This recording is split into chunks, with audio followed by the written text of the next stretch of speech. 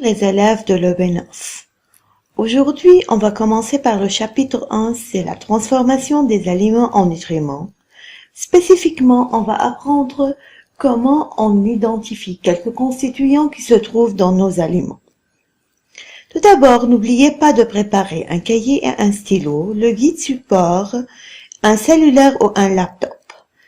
Et n'oubliez pas de s'asseoir dans un endroit calme, de préparer vos outils, de rester optimiste pendant l'étude et prendre des notes, de visionner la vidéo plusieurs fois et finalement de consulter votre enseignant pour plus de précision.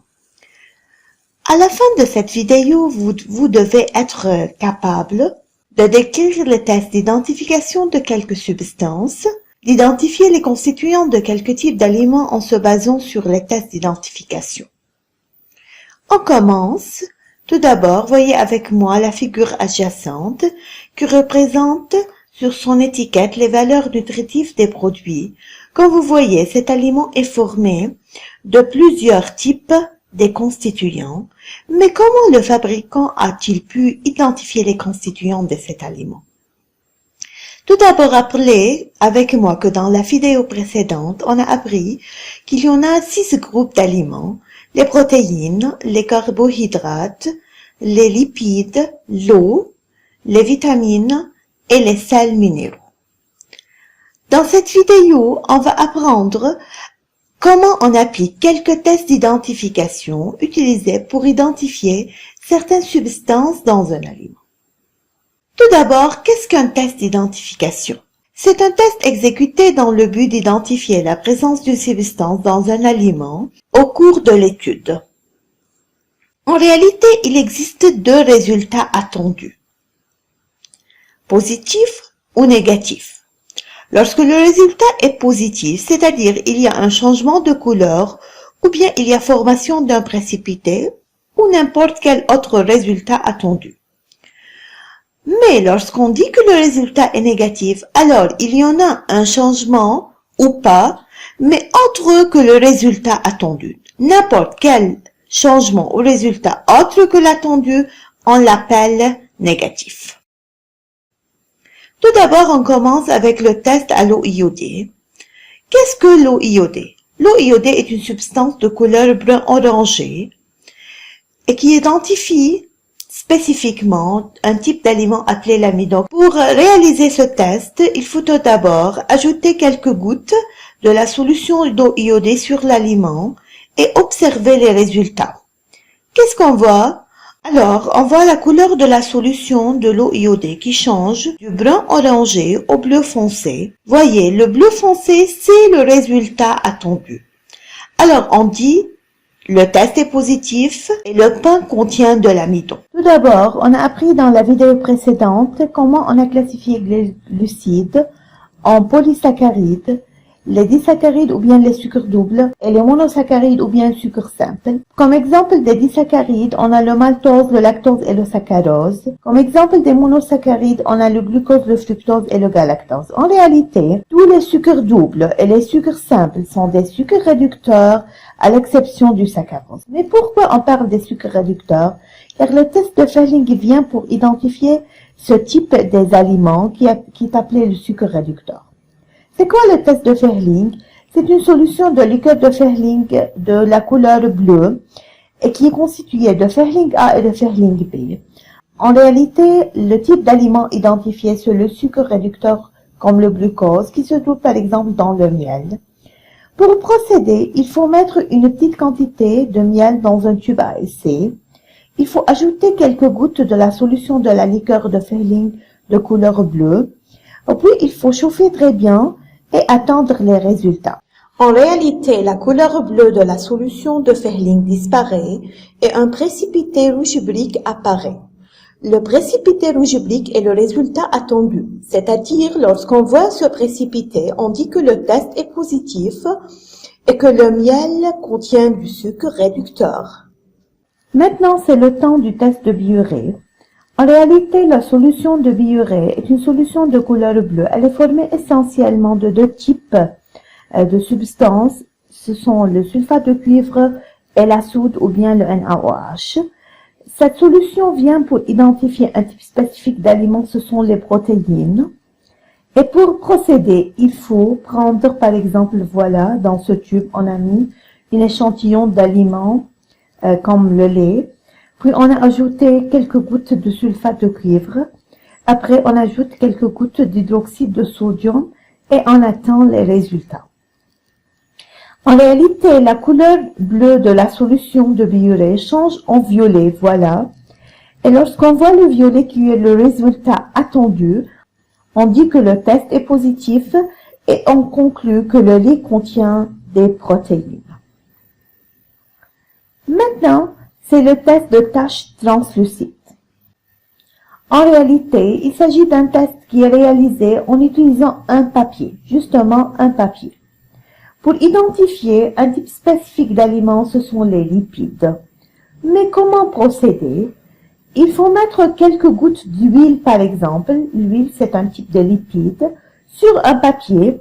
Et en attendant, on voit une tache translucide qui apparaît sur le papier. Alors, le test est positif. C'est-à-dire, lorsqu'on voit la tache translucide qui est le résultat attendu, on dit que le test est positif et on conclut que l'huile contient des lipides. Mais comment distinguer entre une tache d'eau qui provient par exemple de la pomme de terre et une tache translucide?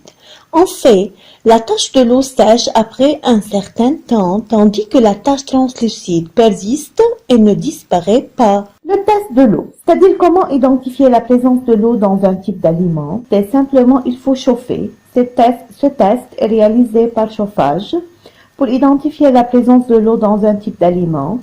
En réalité, pour procéder, il faut par exemple mettre un petit morceau du pain dans un tube à essai et on chauffe pour attendre le résultat. Des gouttelettes d'eau qui apparaissent sur les parois internes du tube. Lorsqu'on voit ces gouttelettes d'eau qui sont les résultats attendus, on dit que le test est positif et on conclut que le pain contient de l'eau. Maintenant, le test des sels. Finalement, pour identifier la présence des sels dans un type d'aliment, il faut procéder à un test qui exécute l'utilisation de nitrate d'argent. C'est une solution non colorée pour identifier la présence d'un type spécifique d'aliment. C'est le sel ou bien le chlorure de sodium. Pour procéder, il faut prendre quelques miettes, c'est-à-dire des petits morceaux du pain, dans un tube à essai. Il faut ajouter de l'eau distillée. Puis, il faut ajouter quelques gouttes d'une solution de nitrate d'argent qui est incolore et attendre le résultat. En réalité, un précipité blanc, voyez, est formé. Le précipité blanc, c'est le résultat attendu. Si on le voit, on dit que le test est positif et on peut conclure que le pain contient des sels. Maintenant, on va appliquer ce qu'on a appris. Plusieurs tests d'identification sont réalisés sur le lait de vache et les résultats sont représentés dans le tableau suivant. Pour la première question, il faut indiquer le changement de couleur obtenu dans chaque test. Voyez avec moi le test à l'eau iodée, le résultat est négatif. Réfléchir avec moi, qu'est-ce qu'il faut répondre? Très bien. Le test de l'eau iodée, qui a le résultat négatif, indique que pas de changement de couleur. Alors, la couleur obtenue et le brun orangé, c'est celui de l'eau iodée. Maintenant, le test de Ferling qui donne le résultat positif. Qu'est-ce qu'il faut répondre?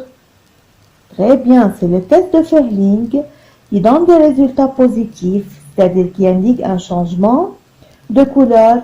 Alors, un précipité rouge brique est obtenu. Finalement, le test de Biolay qui donne le résultat positif, c'est-à-dire la couleur a changé, alors on obtient une coloration violette. Maintenant, il faut écrire une procédure en répondant à la question suivante. Écrire la procédure suivie en appliquant le test de Ferling, comme dans les expériences précédentes. Voilà la procédure. Mettre une petite quantité du lait dans un tube à essai. Ajouter quelques gouttes de la solution de liqueur de Ferling. Chauffer le tube à essai quelques minutes et observer le résultat.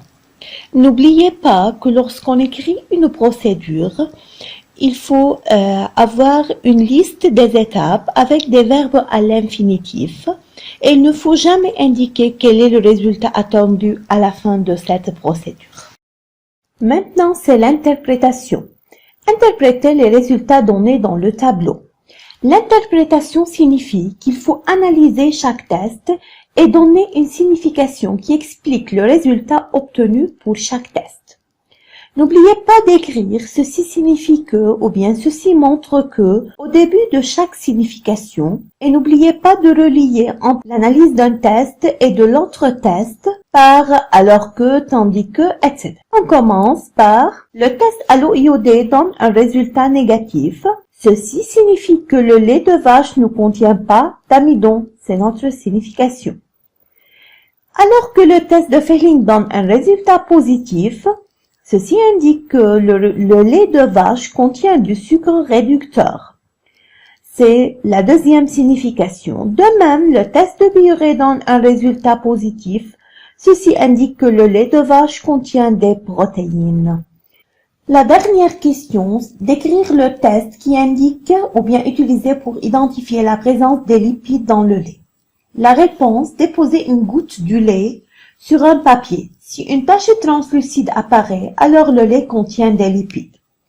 Mes élèves, lorsqu'on vous demande de décrire un test, n'oubliez pas d'indiquer le type d'aliment testé, le type de test d'identification et le résultat attendu dans un seul paragraphe. Finalement, pour en résumer, dans le test à l'eau iodée de couleur brun orangé, le résultat attendu c'est le bleu qui indique la présence de l'amidon. Dans le test de Fehling réalisé à chaud, sa couleur bleue tourne en précipité rouge brique, ce qui indique la présence d'un sucre réducteur. Dans le test de Biuret de couleur bleue, la coloration devient violette, ce qui indique la présence des protéines. Dans le test d'une tache translucide, pas de couleur attendue, on utilise seulement un papier, là où on voit une tache translucide qui indique la présence des lipides. Dans le test de l'eau, pas de couleur attendue, mais il faut bien chauffer, d'où la formation des gouttelettes d'eau qui indiquent la présence de l'eau dans l'aliment. Finalement, dans le test des sels, là où on utilise le nitrate d'argent qui est sans couleur, un précipité blanc est attendu à la fin, ce qui indique la présence des sels. S'il vous plaît, mes élèves, après de regarder la vidéo pour plusieurs fois, mémorisez le tableau des tests d'identification, page 2 dans le guide des sciences de la vie, et résoudre l'exercice 5, page 9 dans le guide support. J'espère que vous soyez en bonne santé. Au revoir.